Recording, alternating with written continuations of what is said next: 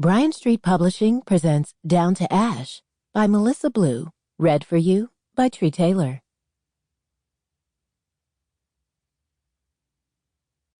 One. Gamer Truth. The key to any race is finding all the shortcuts. No one has ever won by staying on the path. Victor Yang jabbed a button on his steering wheel and said, "I literally just spent the last 6 hours of my life turning computers off and then on."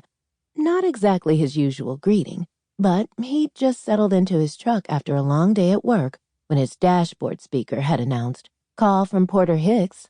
The soft throb in his temples threatened to turn into a full-blown headache. "I need beer." Porter's snort blasted through the truck's speakers. His friend always found his grouching amusing. "Rain check on that drink, man." Technology didn't lessen the signature laid-back demeanor. Not much shook Porter or pissed him off. His friend added with only a slight trepidation in his deep timbre, "I need a favor, though." "Sure." Victor agreed without hesitation. He owed Porter his life. There wasn't much he wouldn't do for him. "Your job is by the fairgrounds, right?" Victor glanced around the sedate commercial district.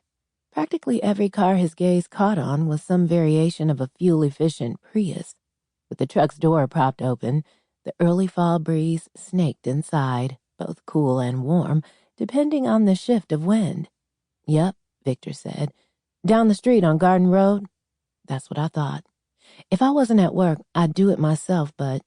That was when Victor started to have misgivings about the favor, because there wasn't much Porter wouldn't ask of him, a fact they both knew. So the hesitation meant his friend really didn't want to unload this responsibility.